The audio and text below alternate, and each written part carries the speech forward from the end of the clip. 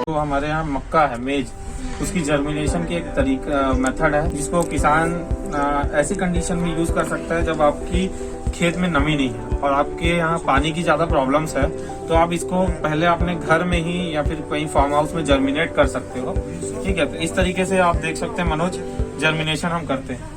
तो इसको बोरा जो है आपका जूट का बोरा, उसमें इसको लपेट देते हैं, उसको गीला करके लपेट के 10 से 15 दिन तक रख देते हैं। तो इस साइज का आपका जो आप देख सकते हैं पास लाकर भी, तो इस साइज का आपका जर्मिनेशन आ जाएगा। अब इसको आप खेत में लगा सकते हैं जा करके, तो आपका जर्मिनेशन प्रॉब्लम नहीं आएगा। ये इसको करने का मेन उद्देश्य होता है आपका जो जर्मिनेशन है, मतलब आपका जो अंकुरण है वो 90 से लेकर 100% होना चाहिए। अब हम इसको फील्ड में डाल देंगे, कोई जर्मिनेट नहीं हुआ, जैसे कई सीड्स है जैसे ये खराब हो जाते हैं, तो ऐसी कंडीशन में हमारा नुकसान बीज का होता है। तो उम्मीद है आपको ये जर्मिनेशन का तरीका समझ।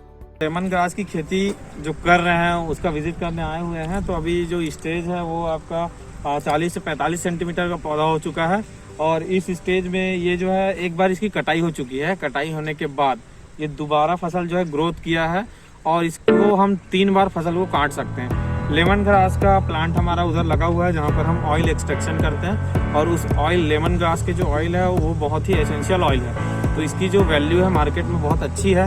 तो मैं तो सजेस्ट करूंगा कि जो फार्मर्स है, जो एफपीओ में जो फार्मर्स है, वो आप मेडिसिनल प्लांट में लेमन ग्रास की खेती कर सकते हैं, जिससे आपको ज़्यादा से ज़्यादा बेनिफिट होगा। और ऐसे ही हम अश्वगंधा, सफ़ेद मूसली, तुलसी, ये सब खेती की और आगे बढ़ने वाले हैं।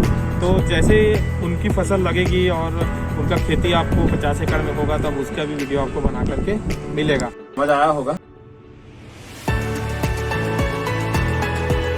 ये सीड प्रोसेसिंग यूनिट यहाँ पर डाला हुआ है। तो मैं आपको ये बता दूं कि जब एक फार्मर सीड के लिए सर्टिफिकेट भरता है, उनको रजिस्टर्ड हो जाता है उनका गवर्नमेंट से कि आप बीज उत्पादन कर सकते हो, तो उनका क्या है ना, बीज उत्पादन के बाद जो बीज आता है मतलब खेत से सीधा जो बीज आता है वो इसी यूनिट में आता है। फिर इस यूनिट में मैं आगे आपको दिखाता हूँ क्या काम होता है। जैसे ये बड़े बड़े आपकी यूनिट है, यहाँ पर जो सीड्स है वो डाला जाता है। फिर सीड्स के जितने भी इनग्रेडेड मटेरियल्स है, जो वेस्टेज मटेरियल है, जैसे आपके छिलके हो गए, ये सब वो सब अलग निकल के बाहर चले जाते हैं वो एग्जॉस्ट के थ्रू, और वहाँ पे एक यूनिट लगा हुआ है जो बाहर वो दाना फेंका जाता है। फिर ये जो आप जाली देख सकते हो, ये जाली, इस जाली में जो है जो मिट्टी वगैरह है छन के नीचे चले जाते हैं और जो बीज है हमारा ऊपर आ जाता है। फिर ये बीज डायरेक्टली आपका पैकिंग हो जाता है। और पैकिंग आपको बताता हूँ, जो मटेरियल निकलता है से आपका बीज निकलता है, ये तीनों साइड से आपका बीज निकलता है, जैसे मिडिल प्रोडक्ट, फाइनल सीड और ये लाइट मटेरियल्स यहाँ से निकलते हैं। और इसी तरीके से फिर हम इसको बैग इस तरह जूट के बोरे में पैकिंग करके रख देते हैं। फिर ये हमारा किसानों को बीज के लिए देने के लिए उपलब्ध होता है और इसका रेट जो है आपके नॉर्मल बीज से डबल।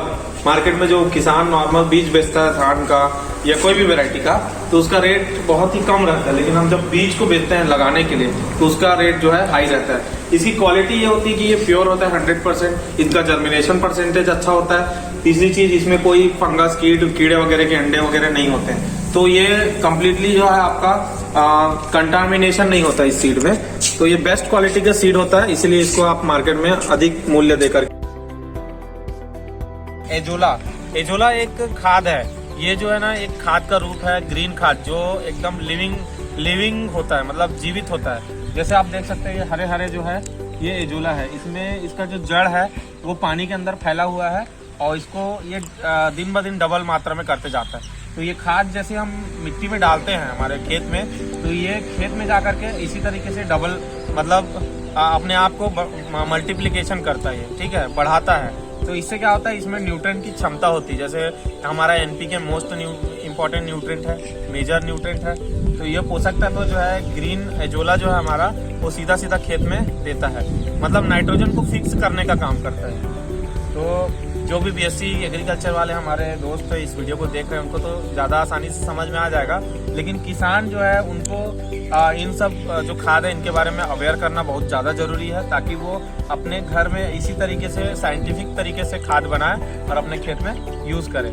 तो दोस्तों अब ये एजोला आप देख सकते हैं 4 टंकी बना हुआ है, खड़े हो जाओ, ये हमारा 4 टंकी बना हुआ है, चारों में एजोला हुआ है। तो ये एजोला, जैसे ये एजोला है, इसमें का थोड़ा सा एजोला निकाल के उसमें डाल देंगे ना, तो वो भी टंकी पूरा पैक कर देगा ये।